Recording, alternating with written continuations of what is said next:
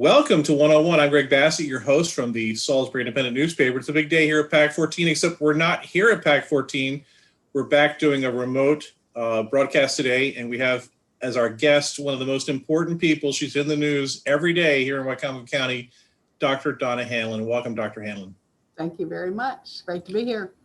So as the superintendent of schools, I get the feeling that you are a very busy person these days. Very busy person indeed, but it's all good.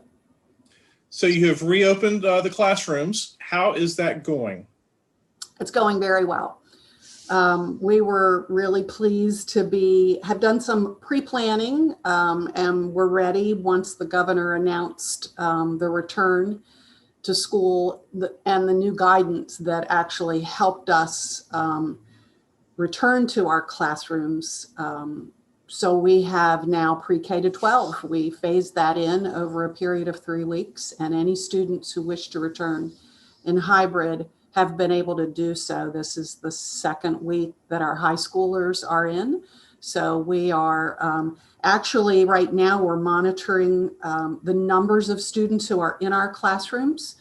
Again, pre-K to 12, because our ultimate goal is to return students, as many students as we can who wish to, but for as many days a week as we can. We're not ready to move on beyond the 2 days a week with hybrid, because we need to make sure that we're following CDC guidelines, but we do have that ultimate goal in mind. When I see the photos in the paper of the kids in the class, it looks like they're doing remote learning, but they're in the class. So can you help me understand that it's really important to actually have them there? Yes. Well, I think, as has been discussed throughout the whole pandemic, the importance of students being able to be together and connect socially with one another is a really, really important factor.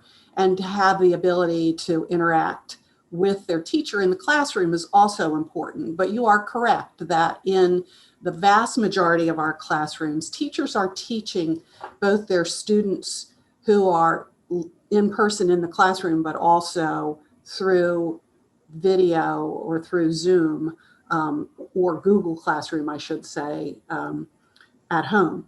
So in order to be able to manage both, and in order to be able to actually turn in assignments with the least amount of handling of paper documents and so forth, we are continuing to teach students through Zoom or through Google Classroom or whatever the apps are that they're using on any given day in a classroom in that manner. But there's still interaction with teachers. And actually at the high school level, that's the newest area for teachers obviously doing this.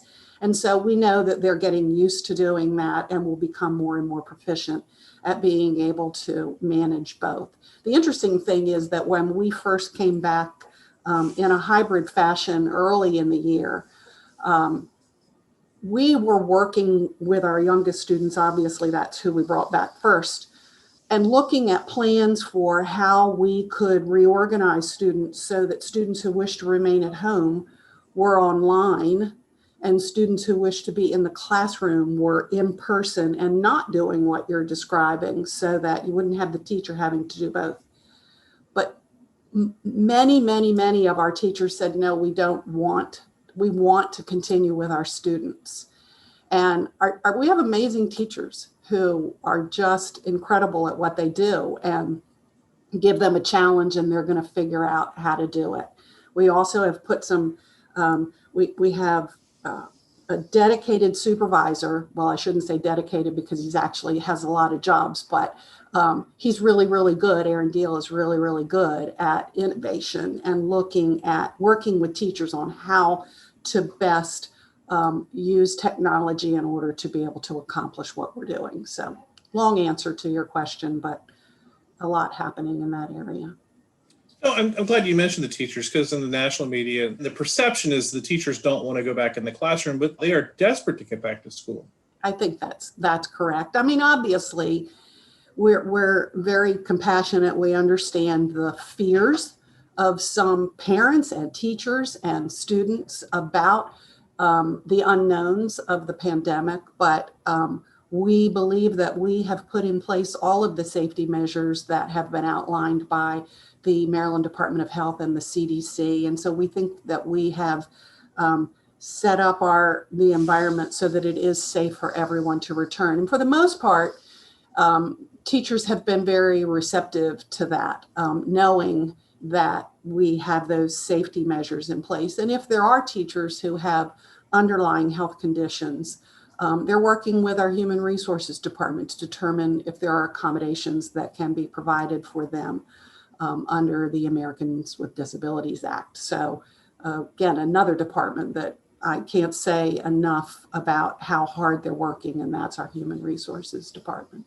I know the stress on the parents has been pretty intense, and that's put pressure on you all, certainly, to reopen the schools. But you stuck to your guns in terms of making a health decision. We did. From the very beginning. We're not medical experts. When we first put our recovery teams together to develop our recovery plan, we made sure that we had medical expertise helping us.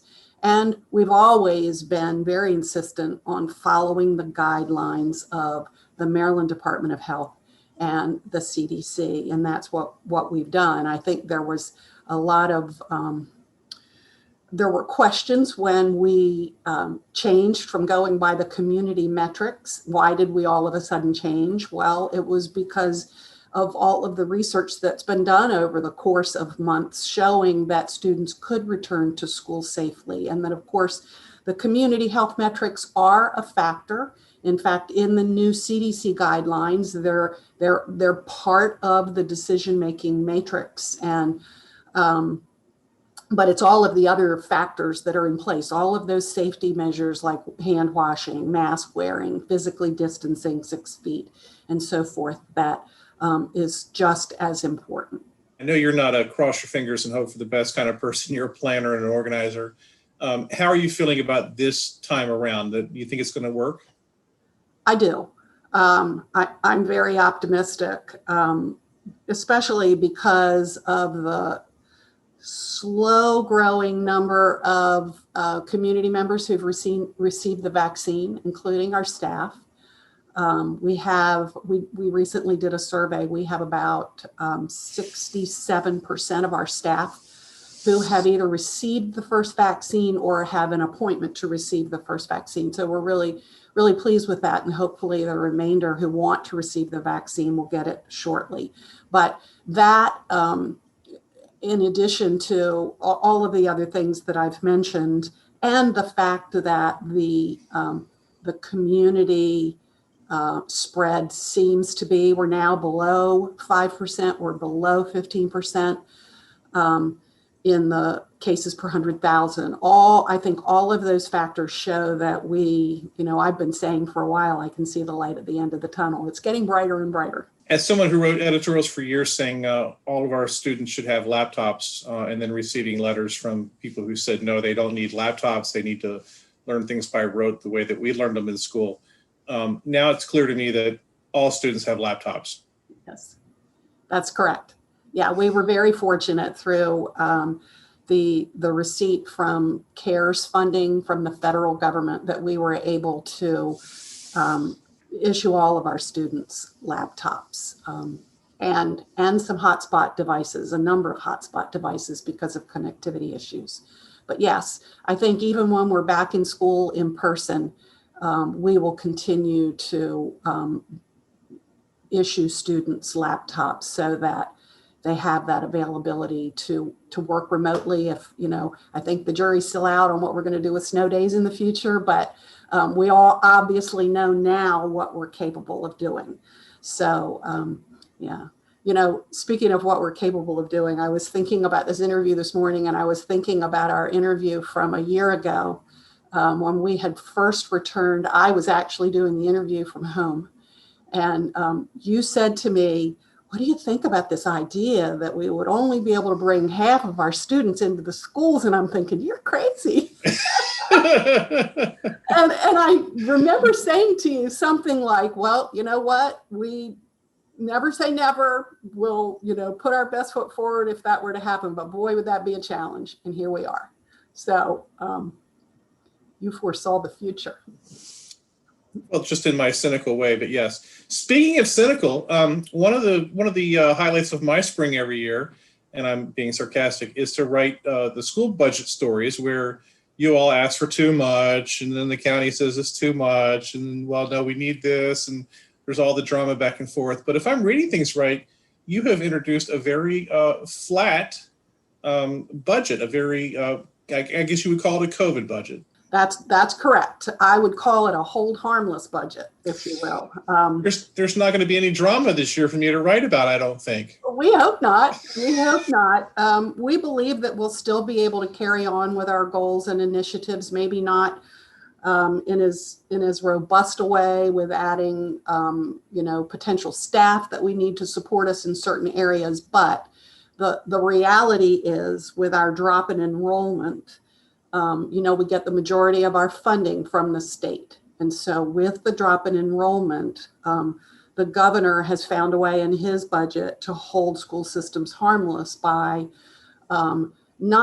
he's still using the traditional formulas for the foundation money and so forth based upon our current enrollment. But then he's also added funding for states for declining enrollment that actually makes up for that loss. So it is basically a hold harmless budget. And then with the county government, I think that remains to be seen what the governor added some language in the Budget Finance and Reconciliation Act that ties our ability to get state funding with what the county provides for us. And the language is something about an increase from the previous year. So the way that we're interpreting that so far is $1 more than they gave us last year. So yes, there won't be a lot of drama, we hope, but obviously the interpretation of that requirement on the county is still being determined. So. And I don't mean to mock the good work that you're trying to do by asking for more every year. So don't get me wrong on that. That's fine. I am curious, though. I keep hearing about the drop in enrollment. What is the cause of this? Well, we lost about just over 600 students in headcount, or in FTE, which is how we receive our state funding. About a third of that are pre-kindergarten students. And, that's been one of my big initiatives to increase pre-kindergarten, but it's, parents, instead of sending their pre-K students to us, they sent them to daycare because of, being able to work with them, not being able to work with them at home. That's one type of situation. We also lost some students to homeschooling.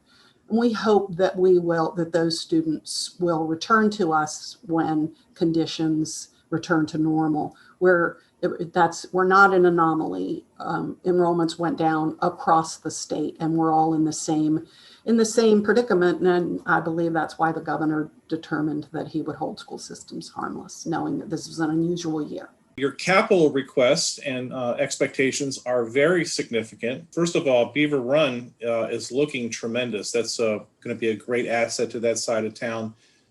What a remarkable complex that's going to be. It is. We're really excited about it. We're currently working with the IAC, the state funding mechanism for capital, to make sure that we get that last round, the full amount that we requested in FY 2022. The county, as you know, has really been great to work with, both the acting county executive and the council, in terms of supporting us with not only Beaver Run, but also Mardela, and helping us complete the roof project at West Side. So things are looking good, and we're hoping for continued state support for all of those projects. Make your your pitch of Mardela. To the old people like me, it just seems like a lot of money for a small school. Well, first of all, they're not building a brand new school. They're actually doing a renovation and replacement of part of their building. And all of our students deserve quality facilities, no matter where they live in our county. it's a great school and a great school community there in Mardela, and they deserve what every other school has in terms of the most state-of-the-art facility. And they've waited a long time. Yes. And so it's really great to see the work that's going in to the design of the school. And Mrs. Ashby, she does a great job with her team and working with that school community in getting input from not only the staff, but also I think there's some parents on that group who are helping to create the design for the new building. So it's very, very exciting. Yeah, I would encourage anybody, certainly on Facebook, to see the planning and school construction page that they have. Mm-hmm. Liesl does such a great job explaining everything. And when you read all that information, you come away with no questions at all. I mean, it's all completely clear in terms of like the priorities, the goals, the reasons, just really great transparency. Yes, she's the consummate professional. From our report card, we just got our graduation rates from last year, and we're the highest they've been in a number of years. And Mardela's, I remember, was close to 100%.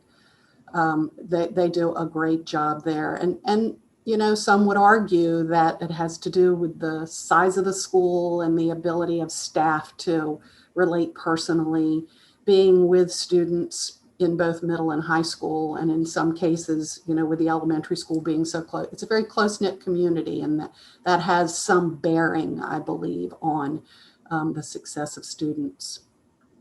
I want to ask about teacher shortage. What do you think the prognosis is for teacher shortages, and what are you all doing to try to address it? Well, yeah, I'm sure that it will continue to be.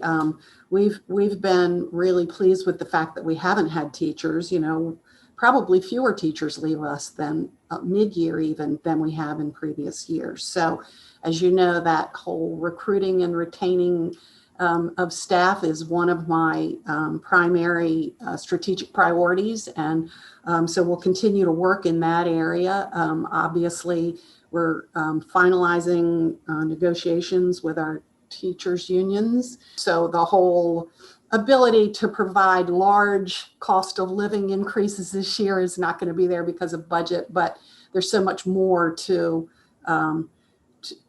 retaining teachers than just salary, and that's working conditions and creating a community of trust and all those things that are really important to us. We have now regular, what we call labor management meetings with our Teachers Association weekly, where we're sharing common issues that may come up from our teachers and other employee groups. So we really try to stay in touch. We really try to support as much as we can. We're not going to make everybody happy all the time, but we do try to support our teachers as much as we can.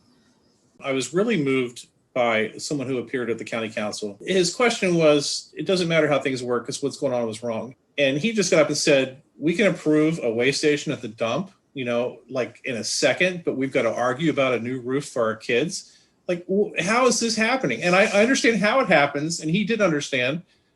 How do you explain that to people?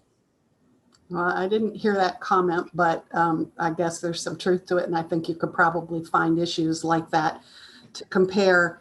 And why, I don't know. It's really hard to explain. I guess some council members are more passionate about some areas than they are others. They want to question some areas of our budget versus areas of their budget ultimately more than others. It's hard to know. I just know that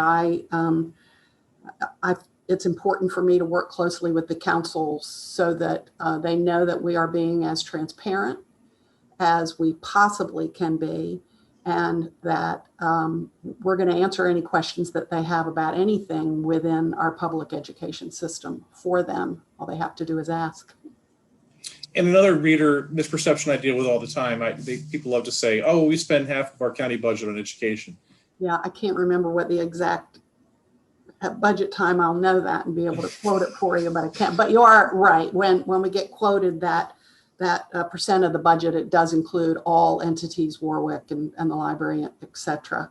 But that's the reality. And So in terms of the ranking for funding, we're next to last in the state. Caroline County has the smallest per pupil funding from their local government, and we are next. We are the next lowest.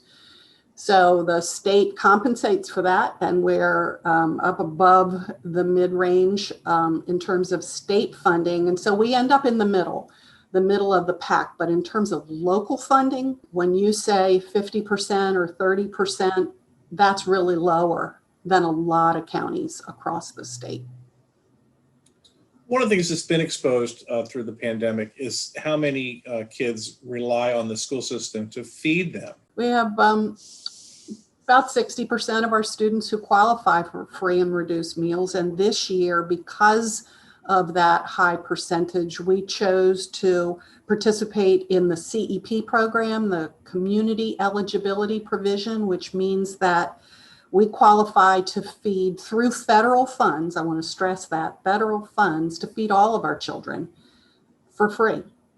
And so we chose to participate in that program this year, knowing that we were going to be managing curbside service, where students who are still learning remotely would come and pick up meals at curbside. And instead of having to give a student ID number and have a cash register outside and so forth, plus we have staff inside of our buildings working with students who've returned for hybrid, it just made sense to us to participate in that program this year. So we have, because you're right, there are a lot of needs in our community. You see that through the vulnerable populations, the work of that group, and how they're out there on a lot of weekends providing services for our community. And our students are part of this community. And so we're pleased to be able to do that. And families are still taking advantage of that as they should. And it's just a fact that kids can't learn when they're hungry. That's absolutely correct. That's really, really important. That's why, when we provide those meals, we provide bundles of meals that may last them, breakfast, lunch, and in some cases dinner and snacks. So very, very important that we continue to do that. I think it's great that the community has seemed to step up as much as they have. Did you imagine that? I guess I never questioned it. I know that we have some very giving community leaders who are out there. Martin Hutchinson comes to mind, who's been a great partner with our schools and his community garden and the work that he's done with the Garden at Choices Academy and so forth. And he's that first comes to mind. But yes, I think our community steps up when there is a need, an expressed need. And so it hasn't surprised me living here, the vast majority of my life. I've seen that happen. Another thing that we do this time every year is your State of the School speech. I guess we're not going to have that this year, or maybe we'll have a different version of it. But how excited are you to get back to your task list once we get through the pandemic? Really, really looking forward to that. It's so frustrating to me. I know that it's my responsibility to manage the day-to-day of what we're dealing with. But when you're in crisis mode, it's really hard to really get out of that mode and get into future planning mode. But we've continued. I've been working with staff on looking at what the strategies are going to be or will be in our strategic priority areas. Those strategic priorities won't change, as I've mentioned a few of them already. Some of the strategies might change some, and that means that we will realign funding within our budget in order to be able to accomplish them. And then with some of the funding that we're going to be receiving from, not only did the governor provide that declining enrollment line item or funding area, there's also some tutoring money. There may be a more formal name to that grant funding, but it's basically to assist us with helping students recover from the disruption that has occurred in their learning. And we know that's a reality. We know we're going to have to do that. So we're really spending a lot of time looking at summer programs. And if I had done State of the Schools this year, I'd probably be talking about some of those things that we're going to be doing including summer, including after-school programs in the future, and continuing to do intense intervention with students when they return, and even now online with students who need that. So, you know, there are some students who have such intense needs that we have, where there has been space available, we've allowed those students to come in 4 days a week. So we can't open that up to everybody, unfortunately, at this point, but our most vulnerable students, we're looking at their needs first. It was obvious last year that you guys worked really hard to try to make sure the seniors had a graduation in some form. Any idea what graduation is going to look like for this spring? Obviously, there's lots of conversation about that, and there's a lot of hope about that. But no definitive decisions yet. You know, we want to be able to bring families together, and if we're able to do that in an indoor facility, for instance, like the Civic Center, obviously, you know, we would have to think about physical distancing and the number of family members. But my guess would be that families would be willing to make that sacrifice in order to come together. But all of that remains to be seen based upon, you know, the CDC and the Maryland Department of Health guidelines that are out there. But we're very hopeful. But you're right. I mean, those things that happened last year, with the insert in the Independent for the Thank you. Yes, that was amazing. The outdoor ceremonies that took place at each school, you know, we got so much positive feedback about that. In fact, some said this is better than those Civic Center graduations. But you know, the signs with the students, with the seniors' pictures on them in the schoolyards, and then transferred to their own yards, and just.